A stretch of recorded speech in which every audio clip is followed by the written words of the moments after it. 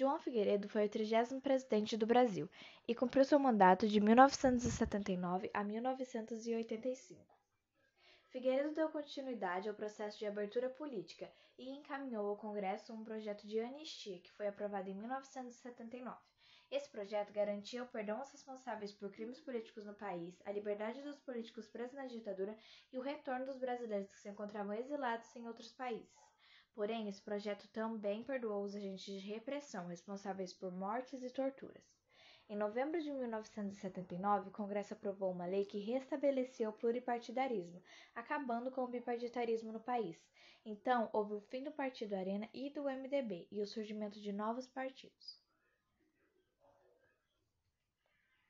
como o PDS, Partido Democrático Social, que foi o sucessor da Arena, continuando o apoio ao governo militar, o PMDB, Partido do Movimento Democrático Brasileiro, sucessor do MDB, mantendo boa parte de seus antigos membros, o PT, Partido dos Trabalhadores, o PTB, Partido Trabalhista Brasileiro, recriado por Ivete Vargas, sobrinha de Getúlio Vargas, que tinha como objetivo manter a bandeira trabalhista e populista da época de Vargas, o PDT, Partido Democrático Trabalhista, e o PP, Partido Popular, que durou pouco tempo, porém se incorporou ao PMDB.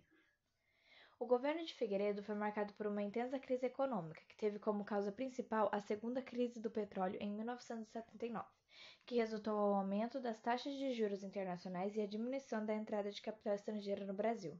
Com essa crise, a inflação e a dívida externa brasileira aumentaram drasticamente. Como uma tentativa de amenizar essa situação, foi elaborado um terceiro Plano Nacional de Desenvolvimento, o PND, criado pelo ministro da Fazenda Delfim Neto. Esse plano, na realidade, funcionava mais como uma declaração de intenções do governo do que como, de fato, um plano de desenvolvimento. O terceiro PND tinha como prioridades acelerar o crescimento da renda e do emprego, reduzir as disparidades regionais, conter a inflação, incentivar a agricultura e desenvolver novas fontes de energia. Porém, o plano não obteve muitos resultados por conta da falta de recursos disponíveis no mercado financeiro internacional. No governo de Figueiredo, o projeto Linha Dura foi perdendo cada vez mais seu controle sobre órgãos de repressão oficiais, que também estavam incomodados com o processo de abertura política. Então, os militares da Linha Dura passaram a adotar práticas terroristas, como ataques a bancas de jornais que vendiam periódicos de partidos de esquerda e ataques à bomba a entidades representativas da luta pela democracia.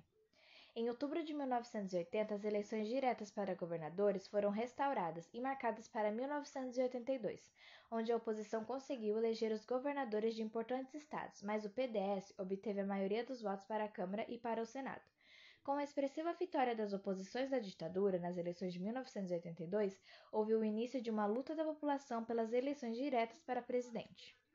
Então, em 1983, as oposições à ditadura lançaram as campanhas Diretas Já, com o objetivo de aprovar a emenda Dante de Oliveira, que estabelecia a realização de eleições diretas e livres para a presidência da República em 1985.